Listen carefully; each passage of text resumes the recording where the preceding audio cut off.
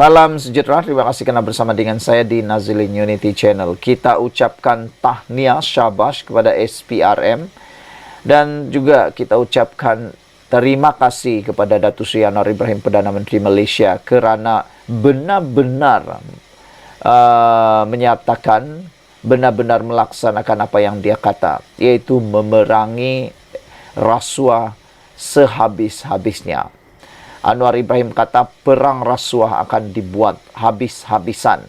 Bukan lagi menangkap kerdil, bukan lagi menangkap ikan bilis, tetapi kali ini tangkap ikan paus dan jerung, kata Anwar Ibrahim. Ini terbukti apabila dalam satu laporan hari ini menulis 146 penjawat awam ditahan SPRM dalam tempoh 3 bulan. Bayangkan, dalam tempoh 3 bulan saja SPRM sudah menangkap 146 penjawat awam kerana dikaitkan dengan pelbagai isu berkait dengan SPRM atau rasuah, penyalahgunaan kuasa dan hal-hal yang berkaitan SPRM. Dalam 3 bulan, SPRM telah hampir mengalahkan banyak rekod-rekod sebelum ini. Inilah kebaikannya apabila badan berkuasa seperti SPRM dan PDRM diberikan kuasa bergerak bebas. Inilah buktinya SPRM sekarang ini sangat-sangat mula ditakuti oleh sesiapa. Baru saja 1 tahun Anwar Ibrahim menjadi Perdana Menteri. Bayangkan kalau sudah 5 tahun Anwar Ibrahim jadi Perdana Menteri, sudah 5 tahun SPRM di bawah pimpinan kerajaan perpaduan ini, apa yang boleh jadi dengan negara ini? Tentulah kita boleh agak sudah. Negara ini akan menjadi negara yang paling ditakuti untuk melakukan rasuah. Seramai 146 daripada 406 individu yang ditahan SPRM, Suruhanjaya Pencegahan Rasuah Malaysia, bagi tempoh Januari hingga Mac lalu adalah penjawat awam, membabitkan golongan pengurusan tertinggi, bahagian pengurusan dan profesional, dan petugas sokongan. Ini yang sebenarnya ditunggu-tunggu oleh netizen, iaitu bukan sekadar orang-orang bilis, ikan-ikan bilis yang ditangkap, tetapi termasuklah golongan pengurusan tertinggi. Karena kata mereka, kalau kepalanya sudah dipenggal, ekornya pasti akan mati secara sendirinya. Tapi kalau ekornya saja dipenggal, kepalanya boleh menelan lagi, kata banyak netizen. Sumber SPRM berkata mereka yang ditahan kena terbabit kegiatan rasuah itu ialah seorang penjawat awam memegang jawatan pengurusan tertinggi, 50 kaki tangan pengurusan dan profesional, dan 95 petugas sokongan. Baki 260 individu yang ditahan dalam tempoh 3 bulan itu membabitkan orang awam, penjawat swasta dan lain-lain kategori, katanya lagi. Jumlah keseluruhan 406 individu ditahan SPRM bagi tempoh 3 bulan pertama tahun ini mencatatkan peningkatan berbanding 397 orang dicatat dalam tempoh sama tahun lalu. Bayangkan, ini peningkatan yang sangat baik. Sementara itu, Presiden Pemerhati Rasuah Malaysia, Jais Abdul Karim berkata, peningkatan itu menunjukkan angka yang mencemaskan sedangkan banyak kempen anti rasuah dijalankan bagi membendung kegiatan tidak bermoral berkenaan. Walaupun pelbagai kempen anti rasuah dibuat, apa yang berlaku jelas menunjukkan kita memerlukan pendekatan yang lebih holistik dan berterusan. Jadi perlu ada penekanan lebih besar kepada usaha pencegahan, penguatkuasaan undang-undang dan penyelidikan mendalam untuk mengenal pasti puncak terkini, katanya dalam kenyataan semalam. Beliau berkata agensi bertanggungjawab perlu menambah baik dan memperketat lagi kawalan terhadap sektor berisiko tinggi. Katanya masalah ekonomi dan kesempitan hidup juga antara faktor utama peningkatan kes rasuah dalam negara. Selain itu, kelemahan kepimpinan dan penyampaian dalam jentera atau agensi kerajaan dilihat kurang berkesan, mengakibatkan kejatuhan moral serta integriti dalam kalangan penjawat awam. Jadi, keseluruhan sistem pentadbiran kerajaan perlu dikaji semula, terutama membabitkan SOP yang dilihat mampu memberi ruang dan peluang berlakunya rasuah. Kajian semula terhadap keberkesanan penempatan pegawai SPRM di jabatan kerajaan juga penting dan kita percaya kesungguhan kerajaan sekarang memerangi rasuah serta kerja keras pihak SPRM menjadi faktor penting dalam usaha memperbaiki keadaan ini, katanya lagi. Sekian dulu untuk kali ini. Jangan lupa tinggalkan komen Anda, tekan butang subscribe. Bye-bye. Salam sejahtera, terima kasih karena bersama dengan saya di Nazilin Unity Channel. Ada orang menyebar fitnah, kononnya Anwar Ibrahim sakit. Ada orang menyebar fitnah, kononnya tangan dan jari-jari Anwar Ibrahim bengkak dan sakit teruk, katanya.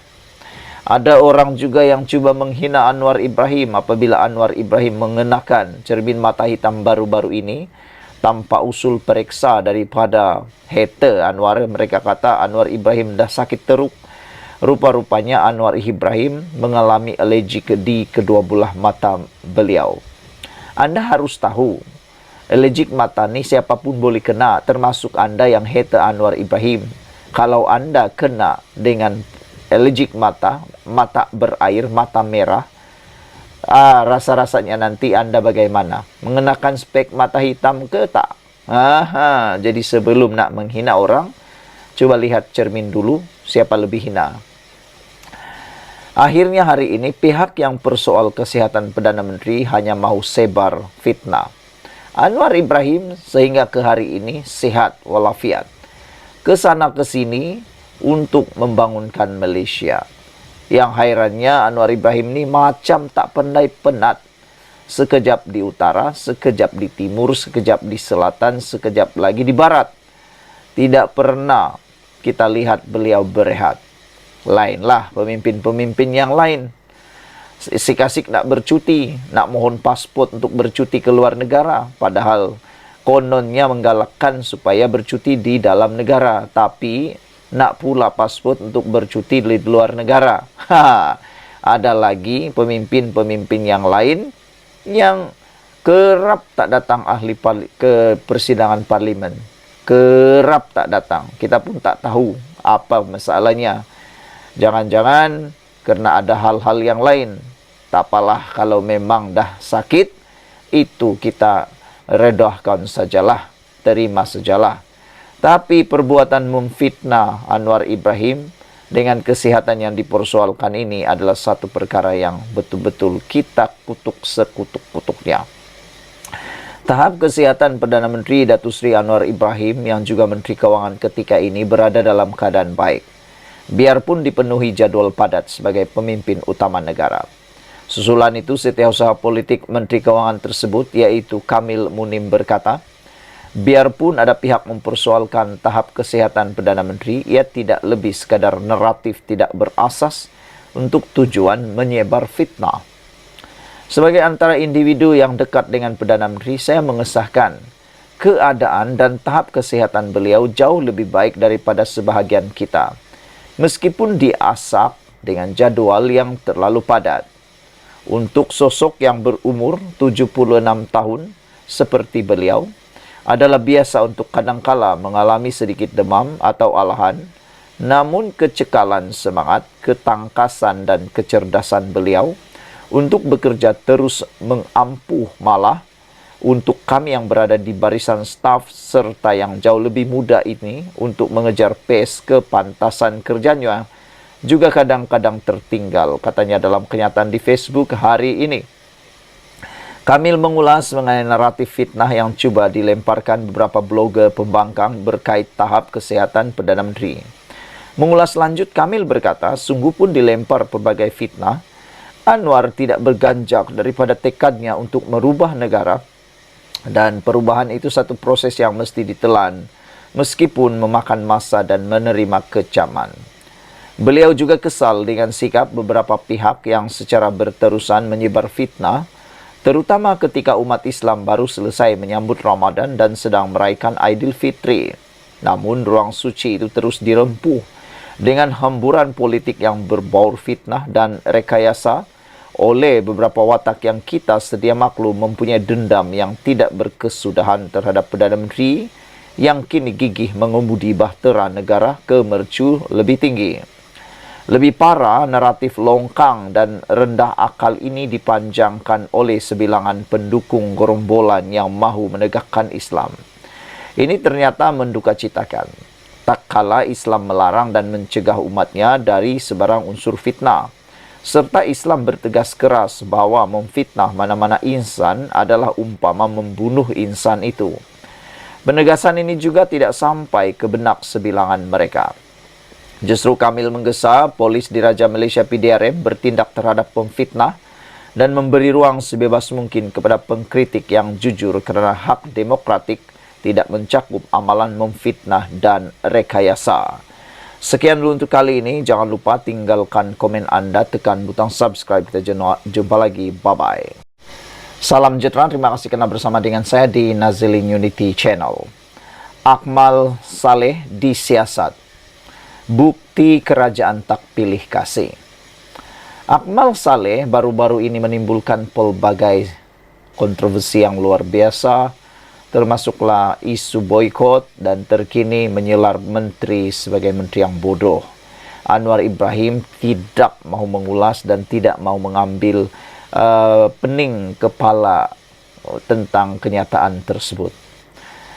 Selain daripada itu, ada seorang bekas ahli DAP dan juga bekas timbalan Ketua Menteri Pulau Pinang iaitu P. Ramasamy yang semalam mendakwa kononnya Anwar Ibrahim gagal dalam tugasnya.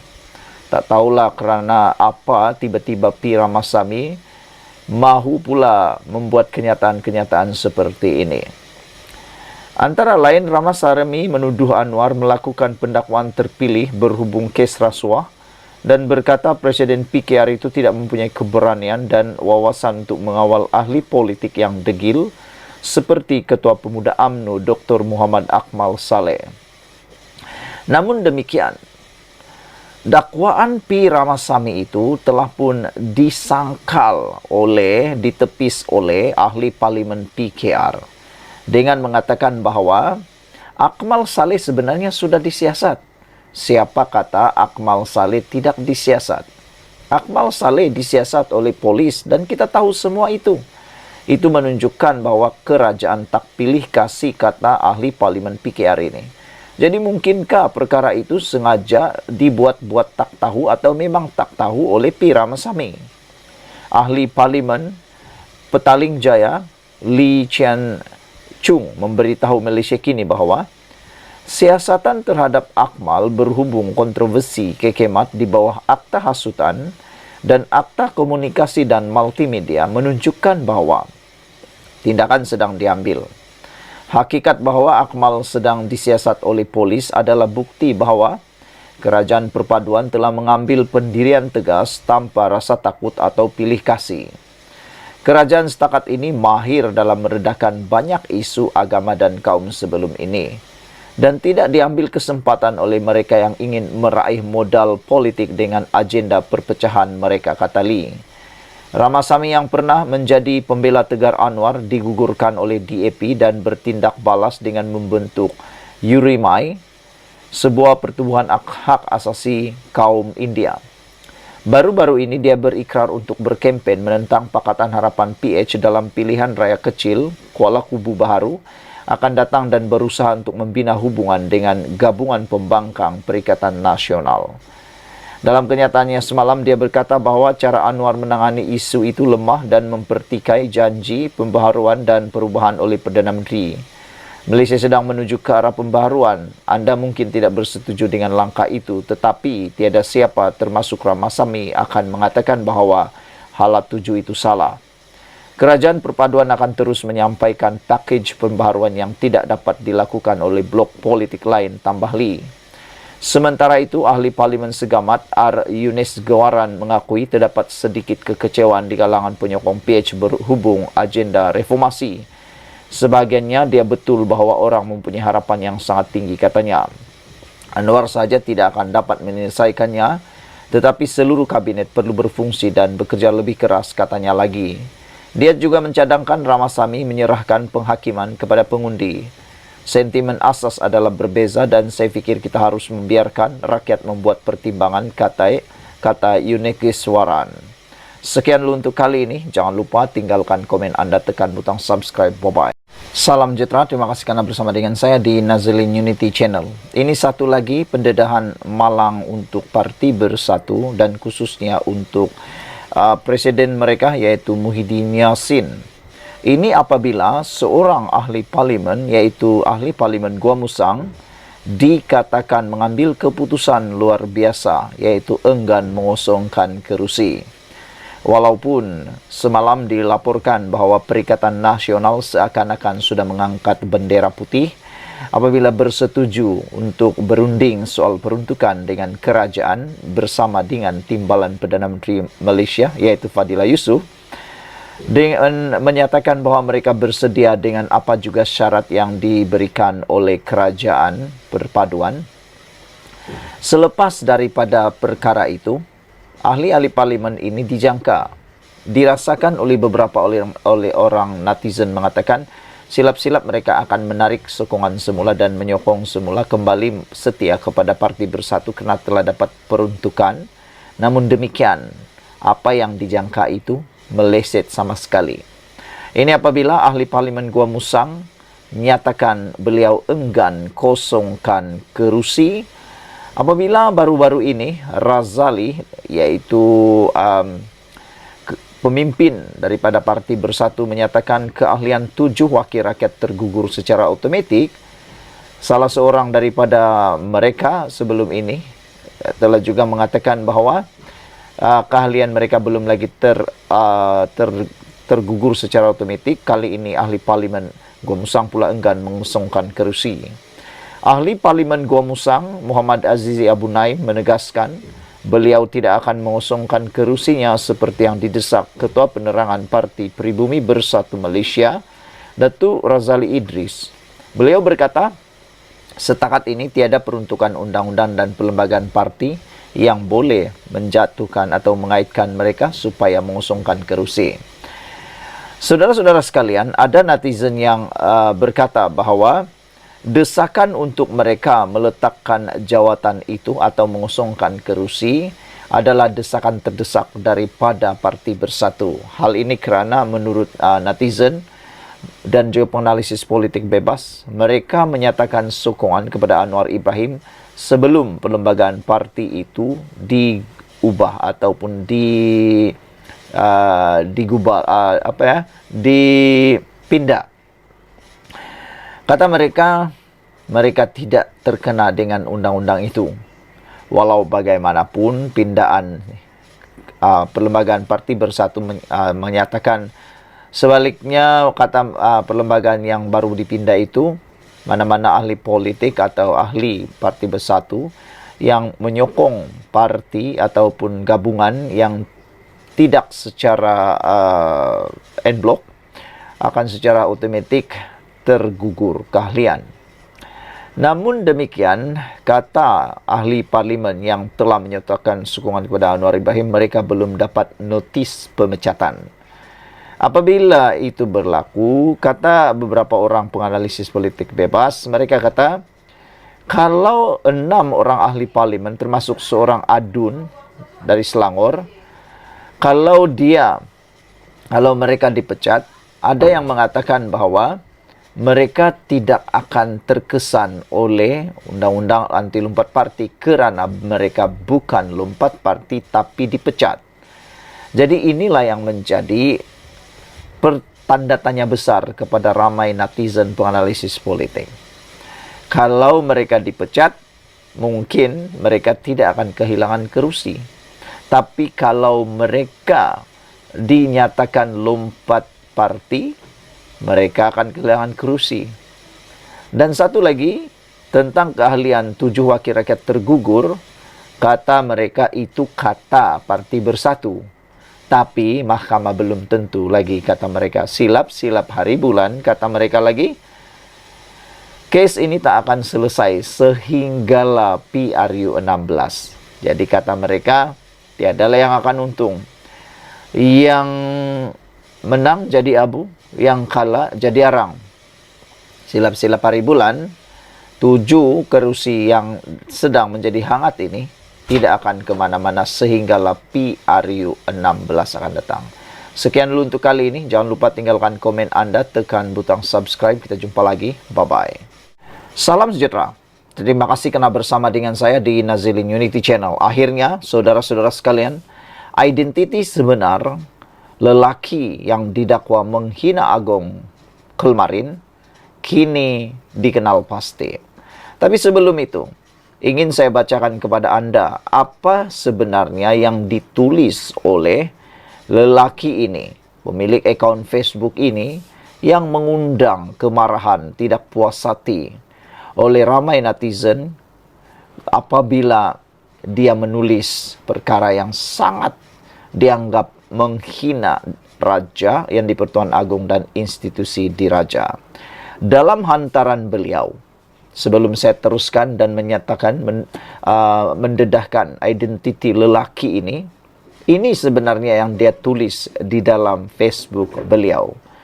Beliau menyatakan dalam hantaran itu, beliau tidak menadahkan tangan ketika bacaan doa dibacakan untuk yang di-Pertuan Agong dan keluarga diraja semasa khutbah solat Jumaat di sebuah masjid di Johor. Menurut pemilik akaun tersebut, beliau turut mendakwa doanya hanya diberi kepada pemimpin yang meletakkan agama sebagai nombor satu, serta memperjuang dan mempertahankan Islam ketika agama diancam.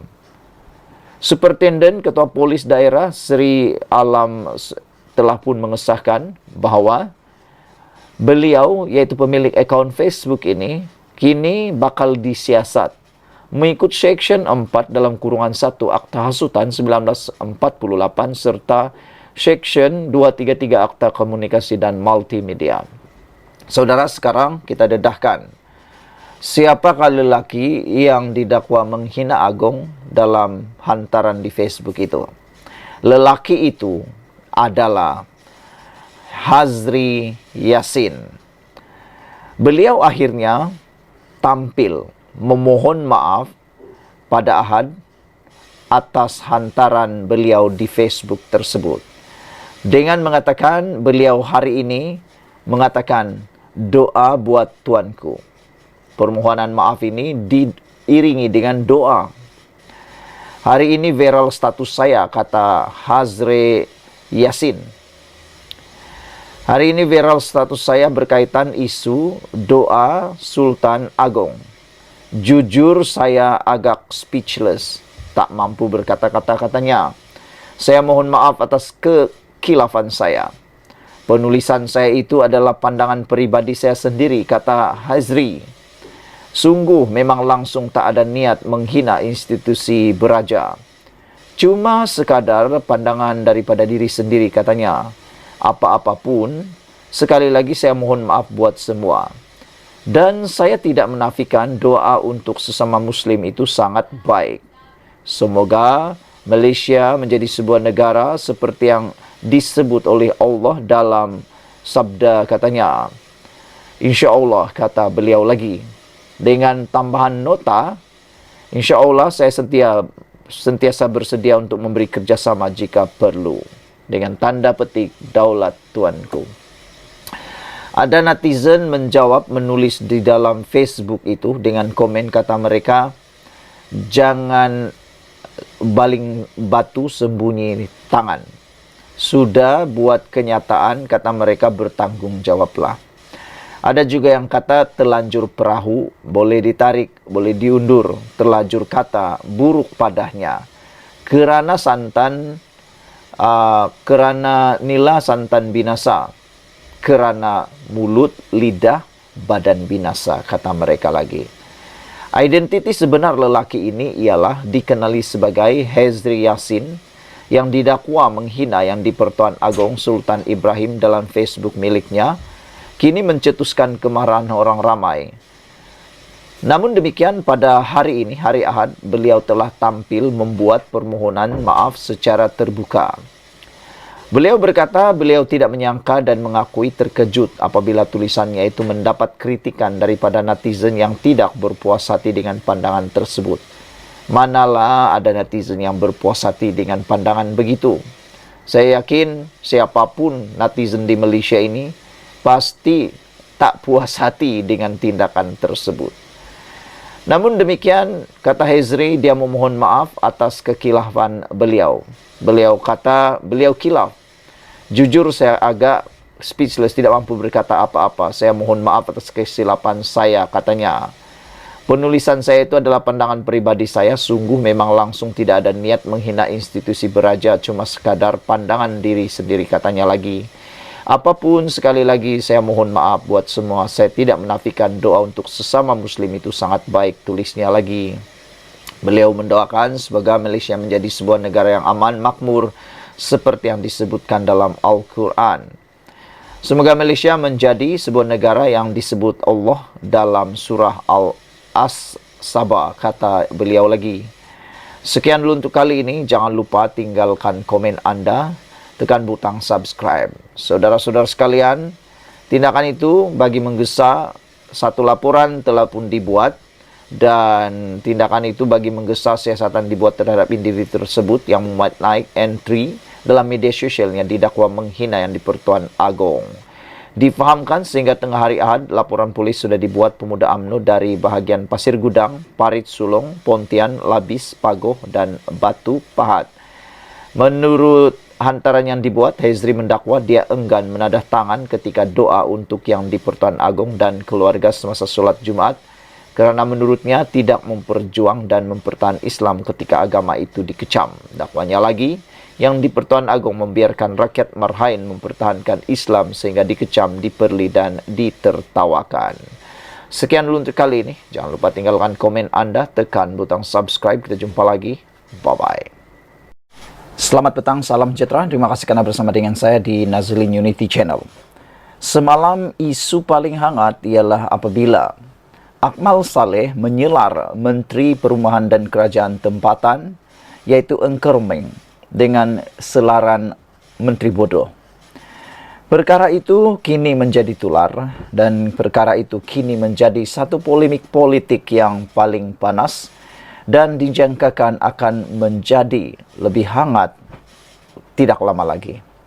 Ini apabila ada netizen yang mula meramalkan kemungkinan besar DAP tersinggung dengan perkara itu.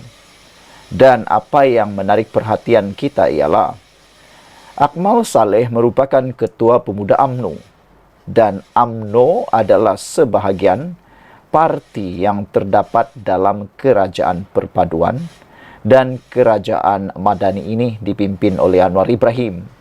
DAP juga ialah ahli dalam Kerajaan Perpaduan ini. Untuk makluman Anda semua, DAP ialah parti yang memiliki kerusi yang cukup besar di dalam Kerajaan Perpaduan pimpinan Anwar Ibrahim.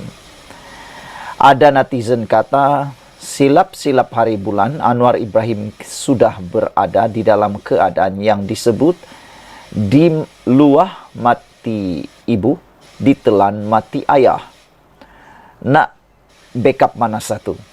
Nak backup UMNO, mati ibu. Di backup DAP, mati ayah. Perkara itu mungkin sekarang ini sedang ligat bermain di fikiran penganalisis politik, dan juga tidak silap kalau kita kata sedang mengganggu pemikiran Perdana Menteri kita. Mengganggu, apa yang mengganggu sekarang ini, mungkin mengganggu juga apa yang difikir oleh Anwar Ibrahim tentang kerajaan ini. Ada yang mula menjangka mungkin silap-silap hari bulan UMNO akan meninggalkan kerajaan, atau UMNO disuruh buat keputusan. Atau silap-silap hari bulan DAP akan tinggalkan kerajaan. Itu yang dikata tadi. Nak luah mati ibu, nak telan mati ayah. Namun demikian, apa yang menggemparkan dan mengejutkan semua pemerhati politik di Malaysia ialah apabila Anwar Ibrahim ditanya atau disoal tentang kenyataan Akmal menggelar Menteri Bodoh. Untuk makluman Anda semua yang memilih Engkermeng sebagai Menteri Kerajaan Perumahan dan Kerajaan Tempatan ialah Anwar Ibrahim. Beliaulah yang memilih berdasarkan kemampuan dan juga berdasarkan realiti bahawa Engku Ruming adalah menteri yang terbaik. Semalam seorang adun telah menyenaraikan pencapaian luar biasa yang telah dicapai oleh Engku Ruming. Namun sehingga kini kita belum dapat melihat lagi sesiapa nak backup Akmal Saleh pula untuk menyenaraikan pencapaian hebat Akmal Saleh di peringkat kebangsaan maupun di peringkat kerajaan tempatan. Hari ini Anwar enggan layan kenyataan Akmal Saleh gelar Menteri Bodoh. Perdana Menteri Anwar Ibrahim berkata dia tidak akan melayan kenyataan Dr. Akmal Saleh selepas Ketua Pemuda UMNO itu menggelar Menteri Perumahan dan Kerajaan Tempatan Engku Ruming sebagai bodoh dan menjadi punca keadaan ekonomi lemah. Kata Anwar, saya tidak melayan kenyataan seperti itu. Pada fikiran saya, ia bukan konteks yang betul bagi kerajaan perpaduan kita. Kita harus bekerja sama, katanya kepada pemberita hari ini. Anwar berkata demikian selepas melancarkan konvensyen antarabangsa Dr. Ambedkar dan sambutan ulang tahun kelahiran Dr. Ambedkar ke-133 yang diadakan di Pusat Konvensyen Ideal IDCC di Shah Alam, Selangor hari ini. Kemarin Akmal menafikan kempen boikot yang dilancarkannya sebagai punca ekonomi negara semakin teruk. Sebaliknya, Akmal berkata keadaan ekonomi menjadi buruk kerana terdapat menteri bodoh seperti Menteri Perumahan dan Kerajaan Tempatan Engku Ruming. Sebelum itu membuat hantaran di X mengatakan bahawa pekerja tempatan menanggung sengsara akibat boikot yang dimainkan oleh pihak tidak bertanggungjawab. Jangan sekali masuk dalam perangkap penghasut. Negara kita memerlukan usaha semua pihak untuk membangunkan ekonomi negara, kata pemimpin DAP itu. Dia turut memuat naik tangkapan skrin daripada laporan media Cina dalam ciapan tersebut. Akmal sebelum ini menggesa orang ramai memboikot kekemat susulan penemuan stoking tertera kalimah Allah di beberapa cawangan kedai serba neka itu. Namun keadaan terus hangat apabila beberapa cawangan kekemat dilempar bom petrol. Selepas itu, Akmal juga mengajak orang ramai memboikot produk keluaran syarikat usahawan kosmetik Alif Sukri kerana mengeluarkan video pendek lagu raya yang didakwa mencemarkan kesucian bulan Ramadan. Pada Selasa lalu, yang di-Pertuan Agong Sultan Ismail berkata berkenan menerima menghadap pemimpin UMNO dan DAP termasuk Akmal sendiri di Istana Negara. Baginda bertitah agar isu itu dihentikan. Saudara-saudara sekalian, kita sebenarnya bersyukur. Kita bersyukur kerana mempunyai seorang Perdana Menteri yang bijaksana seperti Anwar Ibrahim yang tidak menambah api, menambah lagi kepanasan isu tentang gelar Menteri bodoh ini. Silap-silap hari bulan kalau kita ada Perdana Menteri yang lain bukan seperti Anwar Ibrahim, silap-silap bukan bertambah dingin, akan bertambah panas isu ini. Tapi Anwar Ibrahim enggan melayan kenyataan Akmal menggelar Menteri bodoh. Sebenarnya kita bersetuju dengan tindakan Datuk Seri Anwar Ibrahim apabila tidak melayan kenyataan tersebut. Tak usahlah melayan kenyataan-kenyataan seperti itu, kata netizen. Ada netizen kata silap-silap mungkin. Akmal Saleh sekadar nak mencari publicity, kata mereka. Silap-silap hari bulan, Akmal Saleh hanya mahu kelihatan sebagai hero, kata mereka. Namun ada juga yang mengatakan Akmal Saleh diminta supaya lebih tenang dan jangan sembrono berkata, kata mereka. Adab di dalam berucap, adab di dalam menyampaikan satu pandangan, sesungguhnya ada, terutamanya orang yang hidup dalam adab ketimuran. Anwar Ibrahim mengatakan bahawa saya tidak melayan kenyataan seperti itu. Pada pikiran saya, ia bukan konteks yang betul bagi kerajaan perpaduan kita. Kita harus bekerjasama, kata Anwar Ibrahim. Sekian dulu untuk kali ini. Jangan lupa tinggalkan komen Anda, tekan butang subscribe. Bye-bye.